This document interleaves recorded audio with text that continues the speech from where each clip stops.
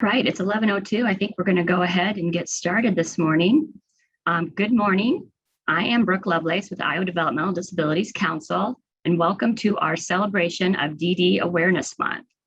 We do have an interpreter with us today, and for whatever reason throughout the presentation, if that's not working, please do put in the chat that we're having technical difficulties, and we'll try and fix that for you. And there is closed captioning, as you can see, going down across the bottom.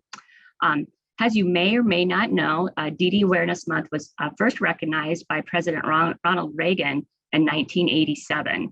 In his proclamation, he stated, "I urge all Americans to join me accordingly to our fellow citizens with such disabilities, both encouragement and the opportunities they need to live productive lives and achieve their full potential." Over the years, we continue to celebrate this month as a way to bring awareness of inclusion of people with disabilities in our communities, as well as bringing to attention some of the barriers people with disabilities encounter when connecting with their community and living fully inclusive lives. And then we bring in a pandemic to top it all off. Hard to believe that a year ago, we were just starting this new life during a pandemic. I think this made us all even more acutely aware that people with disabilities are more at risk of being socially isolated and missing that community connection. So, we as a community need to continue to work on that. So that brings us to today and our community ambassadors. This actually was a project that was developed through a partnership with the Center for Disabilities and Development of the University of Iowa Hospitals and Clinics and the DD Council. And this actually started way before we even knew about COVID. But we wanted to share the stories and the journeys of individuals who were living in facilities and how they made their way, they transitioned into the community. Our hope really is that their story will influence those still living in facilities to take that leap and to start their own journey into community living. So today we are going to hear those stories and celebrate their successes. You're going to hear today from Brady, Jessica, Eric, Mom, Marcia, Michael, and Ty. And after each video, you can either use the chat or QA function to ask a question of our ambassadors. And then we do also encourage, if we do have some senators, thank you, and representatives here today, thank you for joining us. If you would like to make some comments after our presentations, you can do so and we can unmute you, or you can also just put some comments in the chat. With that, I think we're going to go ahead and get started. And Brady, you're up. Your video's up first.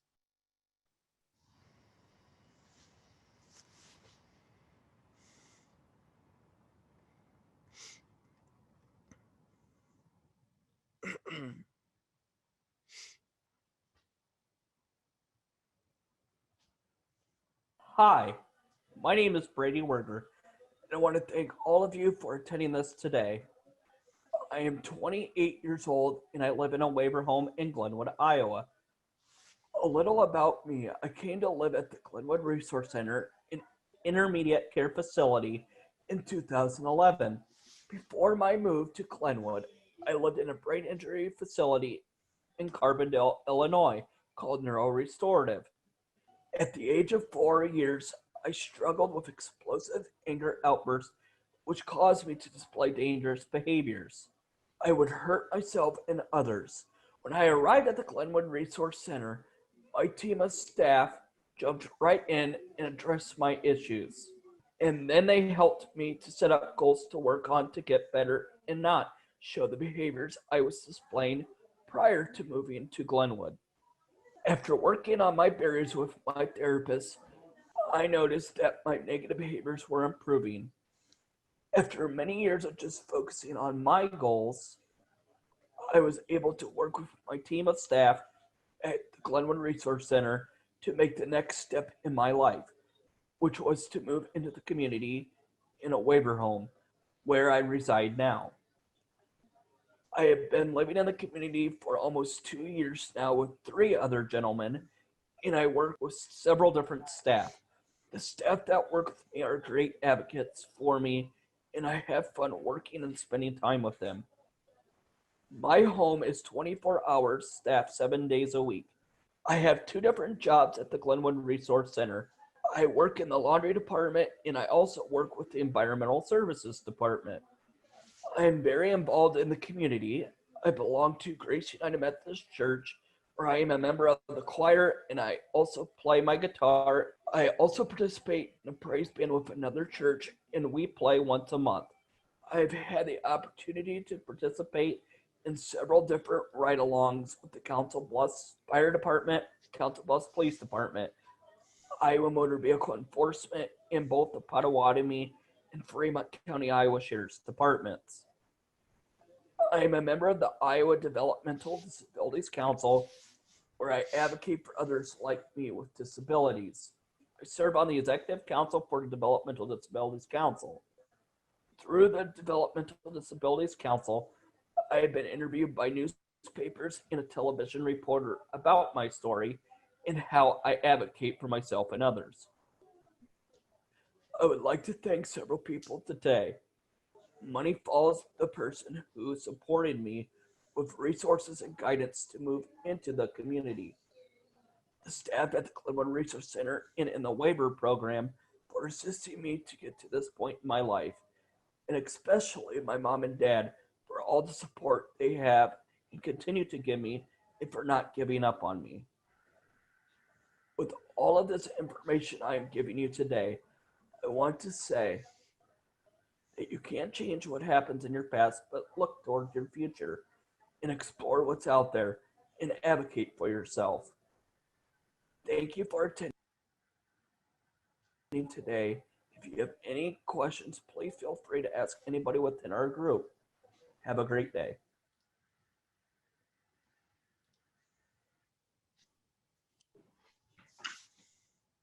Thanks so much, Brady, for that. And we do have Brady on. If we have some folks that have some questions for Brady that would like to enter them either in the question and answer or the chat function.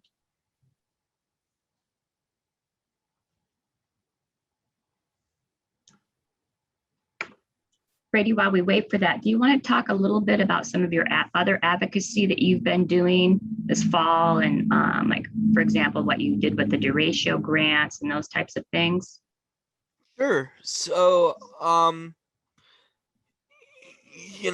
used to live at the Glenwood Research Center. I moved to the Glenwood Research Center in 2011. And then about 2.5, 3 years ago, I moved into the community. And,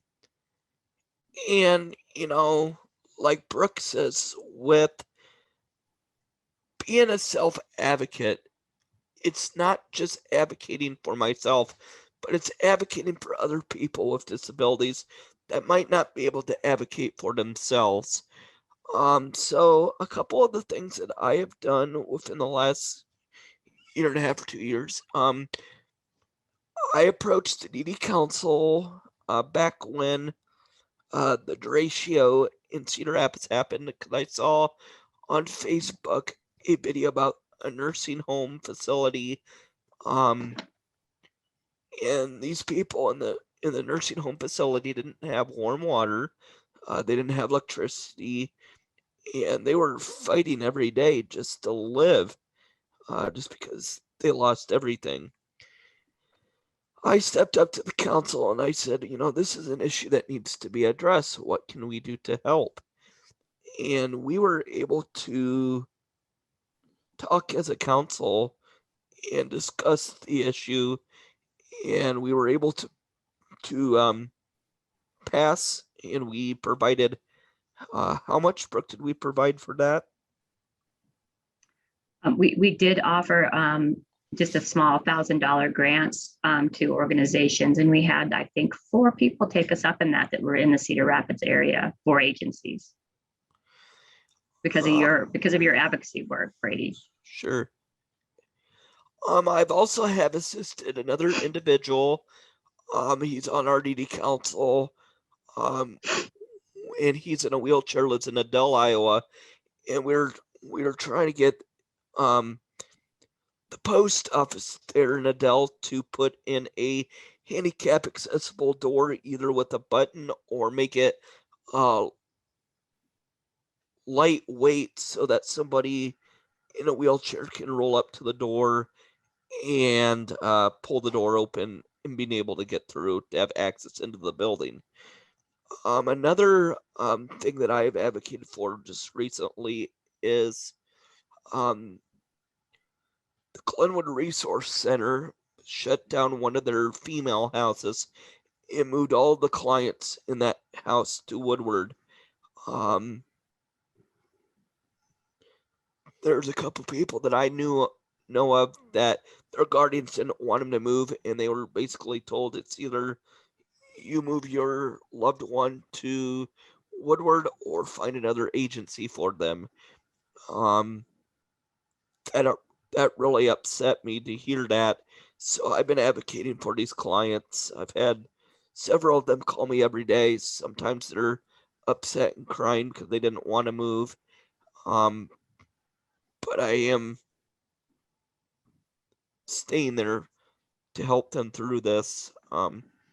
It's not easy because some of those clients were at the resource center, a long time, and they built the relationships with their staff. They built relationships with the people they lived with, and then they're getting told they have to move and they don't have a choice. So those are some of the things that I have done to advocate. We do have some questions for you now, Brady. Sure. This is a really good one. Do you have any suggestions for helping parents or guardians get comfortable with their family member moving from a resource center to a community setting? So that's a really good question. And I'll talk to you a little bit about my experiences with that. When it came time for my team of staff at the Glenwood Resource Center to really sit down and say, well, where is Brady at in his life? Where does Brady want to be? Where does Brady want to live? My parents, especially my mom, was super scared. They didn't know if I was going to move out in the community and succeed. She was worried that I would fail. And you know what? I stepped up and I said, Mom, I said, you can't say that I'm going to fail if we haven't tried it. And, I moved out the community about 2.5, almost 3 years ago, and I've done fabulous. And I think in a way I proved to people that I can do it. And I wish that other people with disabilities that might not have that opportunity can have the opportunities like I have, because it's been a great journey for me. And I would not be sitting here 5 or 6 years ago and telling you this story. I wouldn't have been to that point in my life to where I could share this with you guys. So, Great. yeah. One more question for you, Brady. What type of career or what type of jobs are you looking at moving into? I know you're interested in getting a different job. Yes. So currently, right now, I work at the Glenwood Resource Center in the laundry department. I also work with the environmental services department at the Glenwood Resource Center.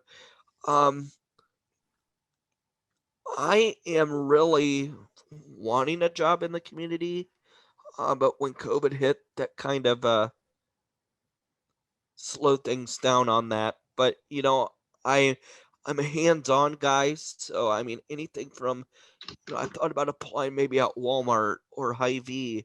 I really am interested in maybe applying for Hy-Vee, helping stock shelves, helping unload trucks. I really am a hands-on person, and I like to stay busy. It's also important to me to have a good work group, people that care about you, people that you can go to work and, joke around with and have fun. I don't like to just sit there and be by myself. I like to have fun at my job. And, I tell my job every day, I love being here and I love to have fun with you guys. 'Cause if I didn't have fun, I wouldn't be here. So, One last question for you, Brady. Where have you been playing your guitar at lately? well, That has really slowed down because of COVID, so I haven't been able to really play at church or anything. Um, I guess, the only thing I've really been doing is the talent shows through Special Olympics Iowa, and those have been virtually on Zoom.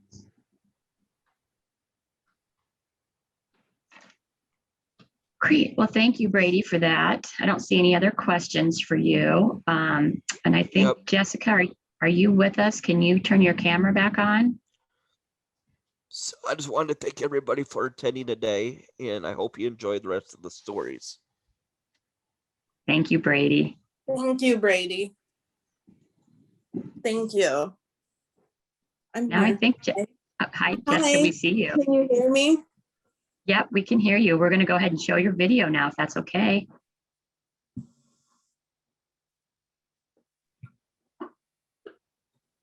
What'd you say? Yeah, The that's amazing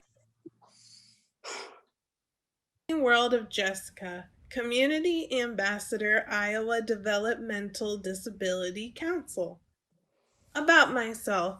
Hello, I'm Jessica. I'm here as a Community Ambassador for the Iowa Developmental Disability Council. I was born and raised in small town Nebraska. I like to go to music concerts. I love cats and other animals. I have lived in the community for 7 years, and now I live in a host home in Urbandale, Iowa. The Wonder Year / Full House. In 2011, I moved to the Mosaic Company in Osceola, Iowa, and lived in a house called Intermediate Care Facility, or ICF, for 1 year with very old clients and a lot of staff coming in and out 24/7. It took a lot of getting used to because I've never lived with a big group of people before. Living in ICF wasn't easy, but I stayed positive. I talked to my counselor so we could make new goals for me moving on. In about 1 year, I moved to an apartment with 2 other girls called HCBS Home, and then I moved into a host home family in Urbandale, Iowa. My purpose. I'm here to inspire everyone to realize that they can do anything they dream of. I dreamed one day that I wanted to get a job, but no one thought I could. So I had to become my own advocate, and I did. How I did it. I signed up for job training programs when I lived in my first host home in the community.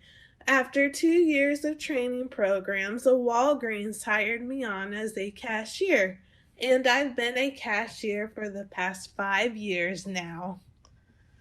My next dream job, to go back to school and receive my teacher's assistant certification, where I can work with special needs students in the public schools. You can do it too.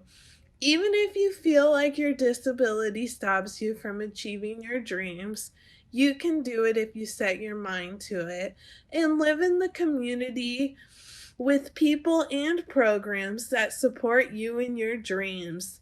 Thank you very much.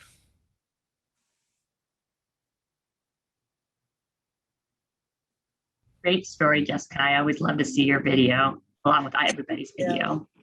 Thank you. Do we have, Thank you very much. do we have some questions for Jessica? You can go ahead and put them in the chat or the question and answer thing. Brady says, of course, good job, Jessica. Thank you, Brady. Thank you. Do you want to talk a little bit? Oh, we do have one question for you. Are you taking classes now? Where are they and what are they? Actually, yes, I am taking classes. I do it with Sunnyside Easter Seals, and one of the counselors and I work on the workbook called What Color is Your Parachute? And so we do that every Tuesday at 1:30. So we go through, and right now we are working on the 7 success stories of my life, because of course everybody has a success story. So even if they think they don't, they actually do. So I'm going through and thinking of all 7 success stories, and I'm on my last 7th one right now. And it's usually about me when I used to work at the cat kennel with all the cats. So that's my success story. And then we go through on a chart and we mark off, like, did I do this job at the kennel and how did you do it? So we kind of like write down in detail everything of what I did for my success story. And then I just read more of the workbook with Michael.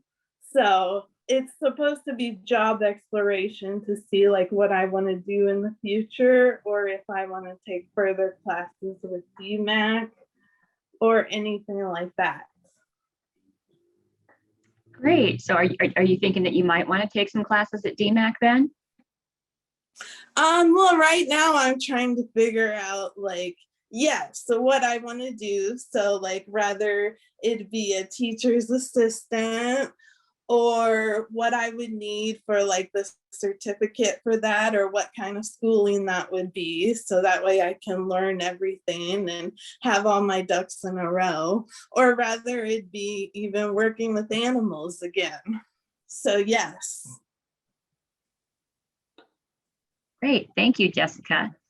You're welcome. Thank you. And I know Jessica also wants to do some advocacy work as she's applied to be on our DD council. Yes, I have.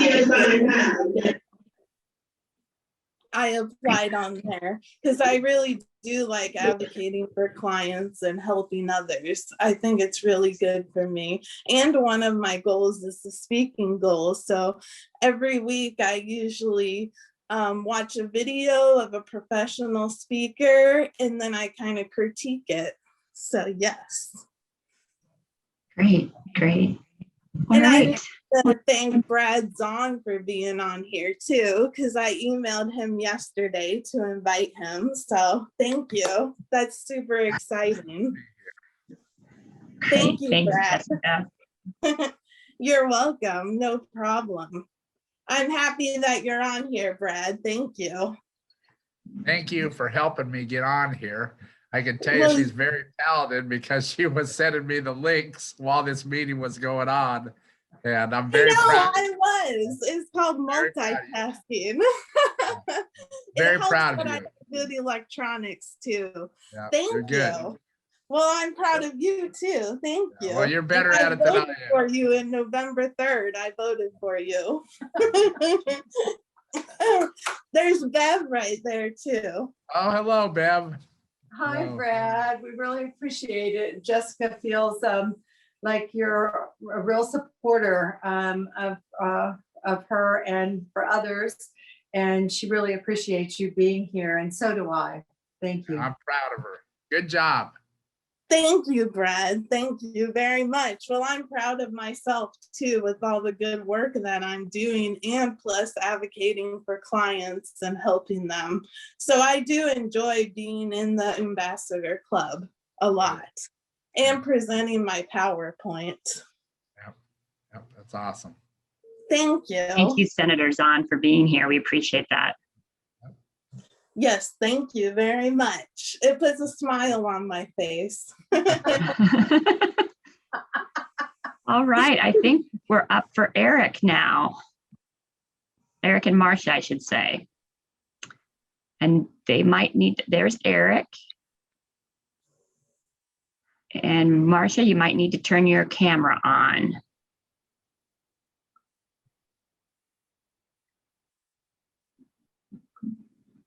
Great.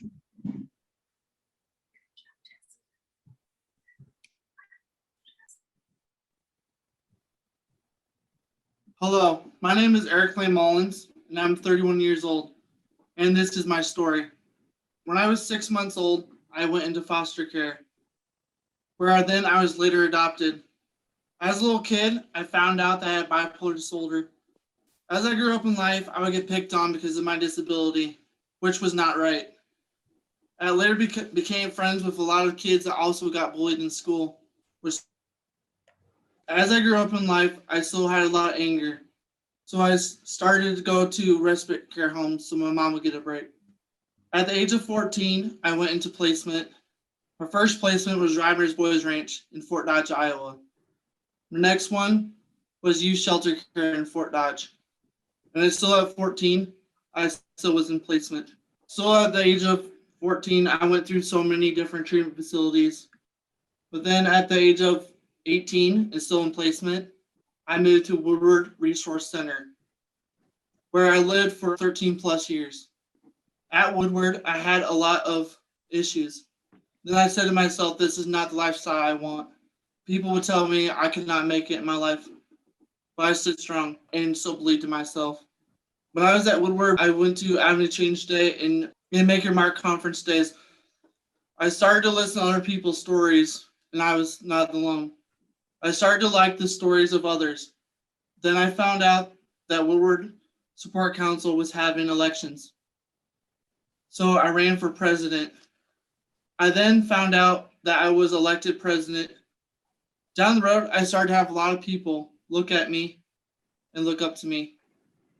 I was president for over 5+ years at Woodward Resource Center. And as making so much in my life, but still was told I can't be successful in life, I still stood strong. I told myself I can make it in the real world. And then I started getting farther in life. Then still at the age of 30+ years old, I was still in treatment. Then I found out that I was getting looked at, which I was really excited but also scared. I finally got accepted into REM, Iowa, and later moved to Cedar Falls, Iowa, with 3 of my best friends from Woodward. I have a job I like at Jiffy Lube, and they're very supportive to me. I've been out for a year now, and I'm still strong and moving on in my journey, and I love it. Thank you for listening to my story. Hi, my name is Marcia Mullins, and I live in Fort Dodge. I want to thank you for the opportunity to speak with you today. Public speaking is a little out of my comfort zone, but I felt like sharing some of my life, my thoughts, feelings, and experience was a chance to make a difference in someone's life. My journey that I want to share with you started in 1989 when we became foster parents. Many years and countless children later, 6 of those kiddos became part of our forever family. Adding 3 boys and 3 girls to our 3 daughters made for a full house. Today, I want to focus on one of my sons, or as he refers to himself, my forever son. Eric came to us at 7 months of age, just 1 week before Christmas. Eric's challenges with reactive attachment disorder took us to Colorado for 2 weeks of intensive therapy when he was 11 years old. That was an experience that neither he or I will ever forget. When your kids are struggling so hard with behaviors and outbursts, as a parent, you just want to find something to help. Eric went into placement in 2004 and spent the rest of his childhood in facility placements, ending up in Eldora until he was 18. Honestly, the journey for Eric got more difficult after he was released from Eldora.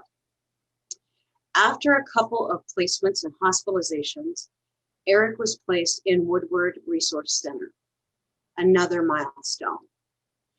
Eric was on so much medication when he arrived there that his speech was slurred. I remember driving away after admitting him that day with tears in my eyes, as I felt relieved that this was a good placement for Eric. I'm not sure that he felt the same way. Woodward was a real growing experience for Eric. They were able to refine his medications and he started to improve. Eric worked so hard on his life. There were, of course, some challenges along the way. A couple of years ago, I was asked by the social worker what I thought about outplacement. I'll be honest, I was scared and I didn't want to go there. I felt like Eric had developed his support system And I didn't know what that would look like if he moved into a less restrictive environment. Last year, I was approached again about outplacement. I had second thoughts. Eric had been talking more and more about it. I felt like we had to take a leap of faith and move forward. Bottom line, he deserved a chance. So last October, Eric moved into a REM home where he has 3 housemates and 24/7 staff. He's doing amazing. It took a while, but he is now employed. He wants so much to work and be productive. It breaks my heart because he has a job that he likes, but is experiencing harassment.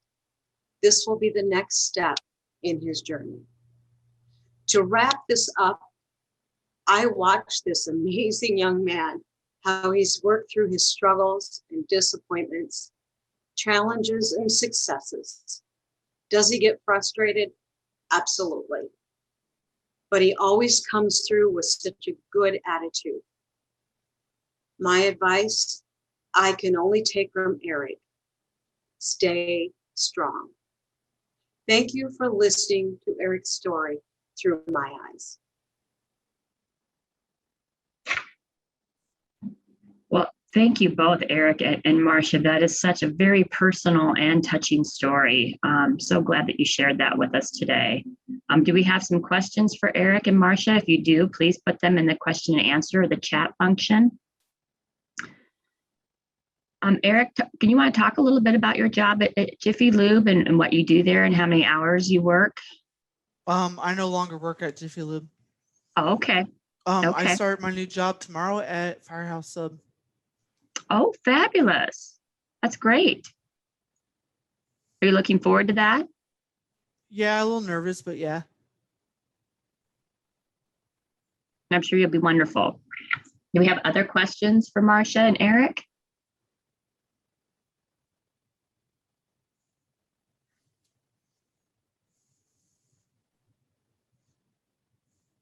Tammy wants to know a little bit more about your new job. You said it's Fire Subs? Firehouse Sub, yeah. Firehouse Subs, what will you be doing there? I'm going to start out as a slicer and an organizer.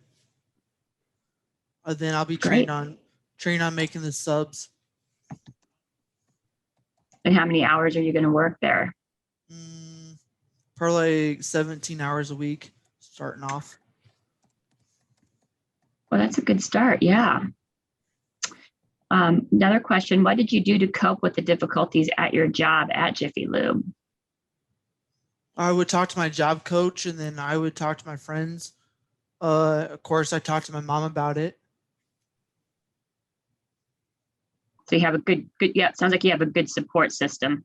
Yeah, I like Jiffy Lube and car work. It's just I wasn't catching on because I'm a little slower. Catching on stuff, so, and then the harassment, I'm not taking that. So that's I too bad. I need to stay up for myself, and I didn't let anybody get to me. Well, good for you, Eric. We have a question for Marcia. What can you tell us about a little bit more about the decision to allow Eric to move into the community? First off, what I said earlier is it was a very difficult decision, and the second year when I was approached, I really just had to take my cue from Eric and felt like he was more prepared and ready, and this was something he really wanted. So it honestly was just a leap of faith. And I will tell you the process, I was reassured constantly that the process would be slow and he would be allowed to kind of adjust, and the staff support from Woodward and the follow through and the training that they did with the RIM staff all before the actual move took place was just unbelievable. And I know that Eric still remains in contact with some folks at Woodwork, other residents, and so he has that history there, and he doesn't feel like those people, that he had to walk away from those people in his life. So all in all, the experience was great. They did actually move from the original home they were in, and I think Eric was a little bit nervous about that when that happened last fall. But if I can speak for him, he really enjoys the new home and the location within the community. So great experience. Thank you, Woodward staff. Thank you. Eric, what advice do you have for others on how they can move in the community and how they can advocate for themselves? Like I said, to stay strong. And if it's somebody tells you can't do things in life, don't listen to that. Your life is what you make it. Good advice. So you can tell by this picture here that you like fishing. Is there other stuff that you do? Or is it just fishing? I like anything outdoors, anything get my hands dirty, hanging out with my friends, going on walks was nice, yard work. Good. Hopefully it'll be getting warmer here pretty soon. Keeping contact with my friends at Woodward, which is a big thing because I've had a lot of my friends move out within that last couple months, and we still keep in touch. And I say, just keep what you're doing. Yeah, you're gonna have your bumps in the road, but just how you make it, and just stay strong, bud, and you'll make it. Great. Mary Hodap from Woodward has a message for you. She says she's so proud of you, Eric. Thank you. Can I add one more thank you? You bet.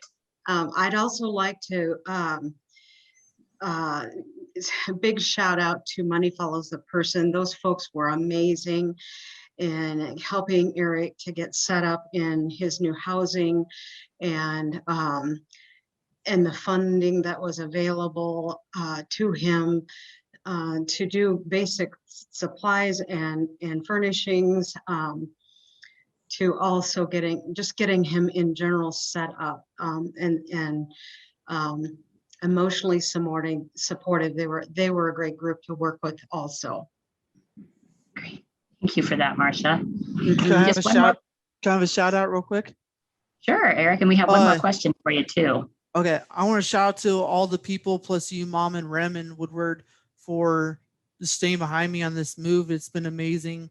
Yeah, I have my issues and stuff, but I'm staying strong. I'm doing what I need to do.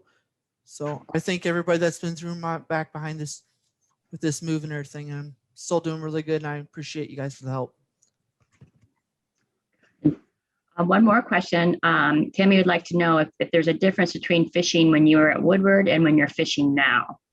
Oh yeah, at fishing Woodward, we didn't get to keep the fish and stuff. We can just throw it back. But here, yeah, we keep the fish. But yeah, I like anything outdoors. So yeah. That's quite the difference. Now you get to enjoy what you caught, right? Yep. Yeah.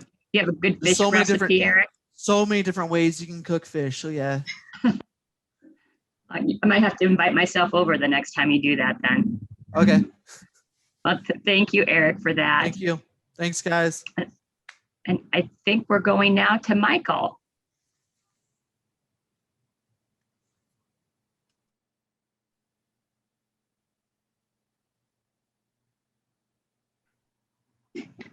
I'd like to begin by introducing myself. My name is Michael Gillette. Yes, just like the razor. Trust me, I've heard them all. My story as a disabled person kind of began in Thanksgiving of 2016 when I suffered a gunshot to the head, resulting in a traumatic brain injury.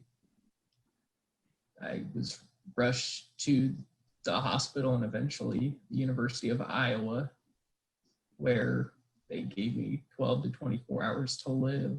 But luckily I beat those odds and I've been here since. Started with, after the hospital, rehabilitation at On With Life in Ankeny, Iowa. I spent quite a bit of time there learning how to walk and do just everyday normal functions. I told myself while I was there, when I was still in a wheelchair, that I was gonna walk out the doors. There was no way I was like wheeling myself out.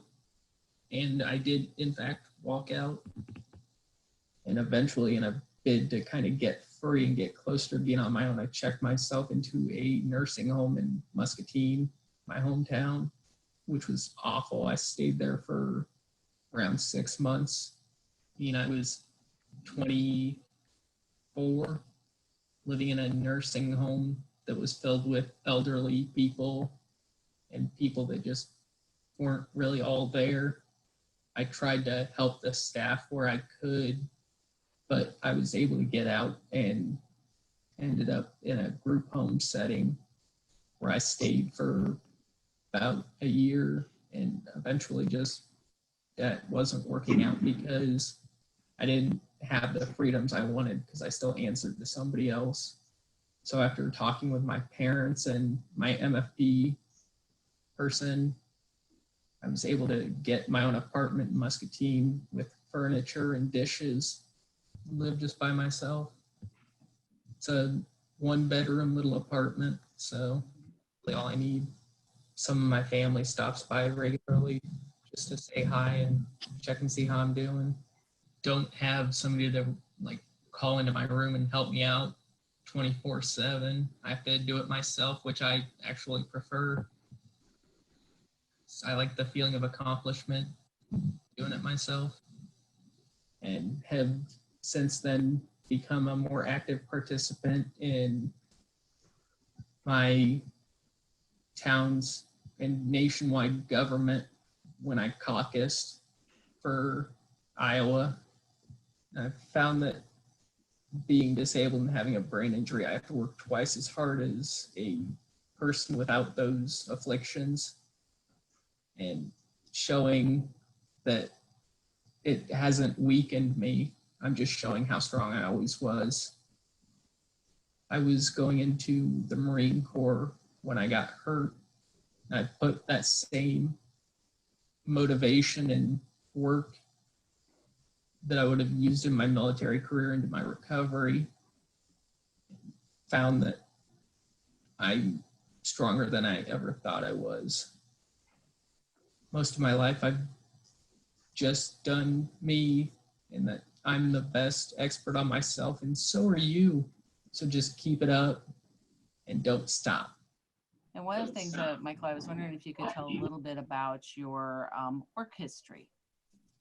I've been just about everything from a grocery store clerk to bartender to line cook to security contractor. There's pretty much nothing I haven't done at least once. You also have a little bit of a claim to fame in Muscatine. I do. Can you tell us about that? At my best friend's family's bar where I was a cook, after I got hurt, they named a drink after me called the Gillette tea, because my nickname was Gillette when I worked in the kitchen there. It's lime green and highly alcoholic, so I mean, that's something to be proud of, I guess. And after your brain injury, you really changed the trajectory of your life and how you go about living your life. Can you tell us a little bit about that? In reference to the earlier very alcoholic drink, I was well known in the bars in my hometown, but now I barely ever drink, and I've started living very healthy. Just changed my diet, started exercising more, and taking better care of myself, my mental health, and all that good stuff. What are your dreams for the future? I would love to get back over to England where I was born and just become a journalist or something where I can travel a lot. Okay. Lots of people.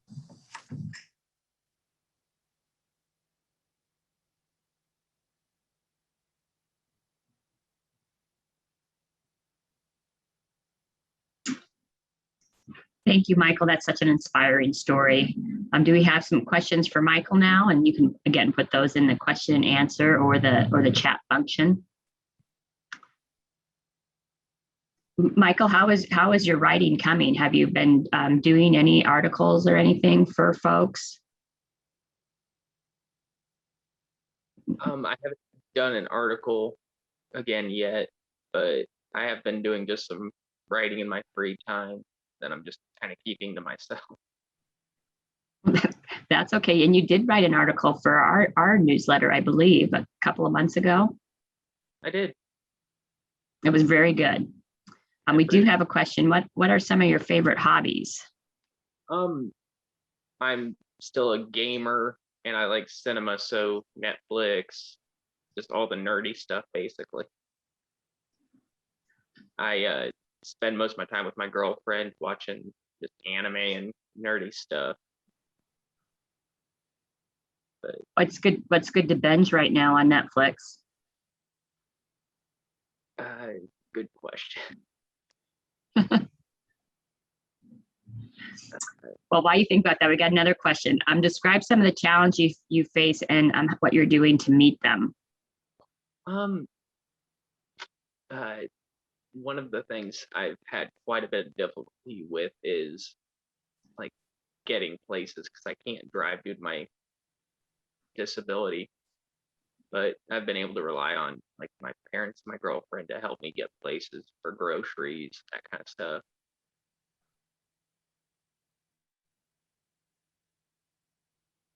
I can't think of too much. I think one of the things is my left hand, because with the brain injury, my left hand doesn't work so good, but I've kind of been able to just use my right hand to do everything while my left hand's coming back.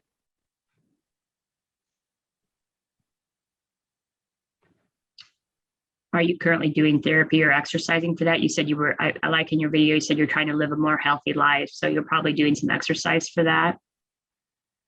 Yeah, I have a kettlebell weight that I next to my chair that I will usually use to sit to stands and just basic exercises.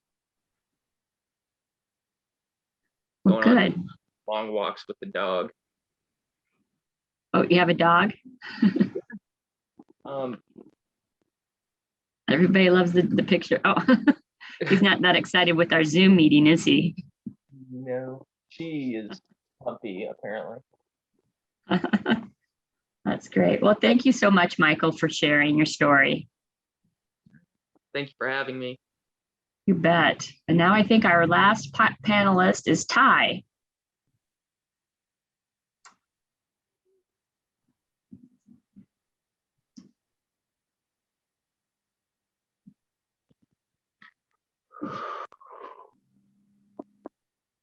Hi, my name is Tyra Monderville, and I am here to tell you about my story and placements. And let me start off with what started me and what put me in placements. So my first three placements were Four Oaks, Rabner, and Four Oaks again. They were really slow, and I thought that I would have been home after the first three, They're but it trying never to. happened. So for the next placement, which was the fourth one, is Kalo Change Academy, like Ozark, and that one was a more of a structured type to teach you how to have responsibilities of your own. The second to last placement was the Restorative in Carmody, Illinois, and that place was the more of the place I really needed to tell you guys about. So from 14 to 18 years old, when I first went there, I did all the structures I needed to do, but then I started getting into a bunch of fights because I just got tired of going into placements, and I got into fights, a bunch of property extraction. So I would break things. I would have the police get called on me, and they would have to come talk to me nonstop. And towards the end of the first 2 years of me being there, I started thinking, man, it's kind of getting boring. I need to start doing what I need to do to actually get myself out of this place, or else it's just going to be a nonstop routine of fights, arguments, and then regretting what I did. The last 2 years, I advocated for myself. I went to the head of the adolescent facility and I talked to her, and she told me that you need to do what the staff ask you to and use the skills that you have learned. So I started doing all that the best that I could. I got noticed and I got told that you've changed quite a bit because you've advocated for yourself. You did what you needed to do. They found a place in Carroll, Iowa, which is opportunity living. It's a step closer to me getting my own apartment and just in general being on my own. But it's a group home. I was in there for about a month, doing what I need to do, taking care of my own budgets and stuff, buying my own groceries with staff. And I got into a fist fight and got put in jail for one night. I talked to myself, told myself, you can't do this. You're in the real world. There's going to be major consequences for you doing these things. I had a friend from school who knew Amanda Cole. She helps me with through a company called CCO, Consumer Choice Options. So she is the only staff that helps me with cooking, cleaning, taking me to grocery shopping, and trying to help me find a job and such. That's her main job. My life has been hard, but at the same time, I since I've advocated myself and told myself you got to start being an adult. That's what I chose to do, and I am here right now in my own place with my staff, CCO provider Amanda Cole, which is more family to me, and I've learned quite a bunch of skills to utilize, and I've used those to do what I needed to do. My life in the community currently right now it's more of a simple teenage adult. So I go out, take my dog out, and every single day Amanda, she helps me cook or takes me to the grocery store and helps me do that stuff. Basically, she's teaching me how to do the stuff an adult usually would. Helps teach me how to cook, and some days she has me cook so she knows I'm actually learning. I have a cat named Preston. He's gray, fat, and fluffy. And I have a dog named Maya, who is very energetic and who does not bark whatsoever. I like to take my dog out for a walk quite a bit. It tells me that I have the freedom doing what I want to do. You got to advocate for yourself. My life has been hard, but at the same time, I since I've advocated myself and told myself you got to start being an adult. That's what I chose to do, and I am here right now in my own place, and I've learned quite a bunch of skills to utilize, and I've used those to do what I needed to do. Thank you very much for listening to my speech, and have an awesome day. Thanks so much, Ty. That's also very inspirational. See if we've got, and again, any questions for Ty? We do, you said a little bit in your video that you're looking for work. Are you still doing that? And what types of jobs are you looking for? Currently, I am looking for work. I have vocational rehabilitation services that I do utilize currently. I just met with Westco of Think of Dennis in Iowa and the New Hope of Carroll for the other day on the 8th for job coaching to see which one, either New Hope or Westco, to because I can apply for a job perfectly fine. I can do the interviews. I can do all of that. It's the issue of maintaining and keeping that job, which is, I've seen that apparently it's a bigger issue that I have. So I am looking for jobs and I am utilizing vocational rehabilitation services. Still haven't decided which one yet, but I will be deciding next week to see what I need to use for that. Okay. Is there a certain type of job that you're looking for? Or are you pretty open? So when I first received vocational services, I wanted to do cooking, like restaurant work and stuff. But from the job that I did work at, and it didn't work out, Pizza Ranch, I didn't necessarily like it very much. I did like the busing and all of that, and I did enjoy it. It's just it wasn't as I thought it would be. So I kind of want to do, if possible, because I'm a very energetic person. I like going walking around and longboarding and everything out and about. I want to use my energy to go to like places like Baumgart's, for instance, or Ace Hardware to do that hardware work. You know what I'm saying? Like, yeah. Good. Do you have any advice, Ty, for others that are thinking about moving to the community, or any advice for how folks can advocate for themselves?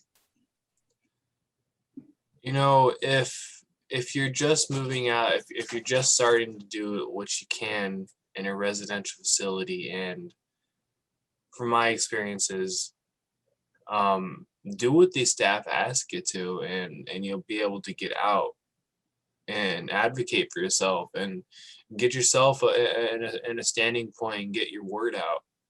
If you're out and about, and if you just moved out and your parents are not very adamant on, like, they're not very happy about it, because my parents weren't, just show them what you can do. Utilize the services you can to do that. Don't be afraid.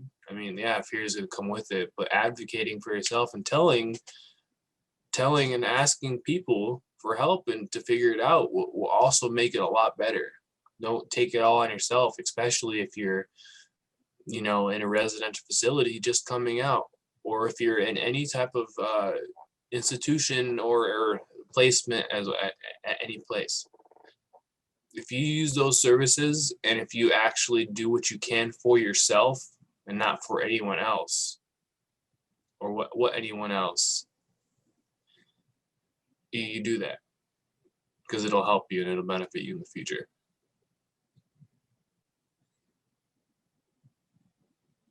Sorry, I muted myself. I'm having a sneezing and coughing attack over here, so that's why I keep doing that. What has changed in your life since moving in the community? Quite a bit. So when I first moved out of residential facility, me and my mom and dad and family weren't on the best of ties, because they weren't very happy about it. They didn't think I'd be able to make it, or yada this or yada that. So I think from the beginning, it was a huge change. I got the freedoms all, like, automatically. I could, if I wanted to, I could go out and about and do what I want. I can run around, I can walk outside, go to a grocery store without even asking. I didn't even have to ask anyone to use the bathroom, because at residential facilities I had to, like, hey, can I use the bathroom, man? But I don't have to do that. And a big change is that, as I stated, how I went to jail that one night. Any choice and behavior and decision I make makes a huge influence on what will happen in the future. So it may be a positive influence or a negative influence or a consequence in general. Every choice I make, I have to watch. And that's for everyone in the world. You can't just go out and get angry or do what you want, or it's law. There's laws, there's rules. You can't do what you want. That's how it is. And I learned that, and I'd say it's a huge difference from being in a residential facility. A huge difference. Great. Well, thank you so much, Ty, for sharing your story. We are getting close to wrapping up our time here. I think we have to end at noon. I do want to thank all of our ambassadors today for sharing their very personal stories.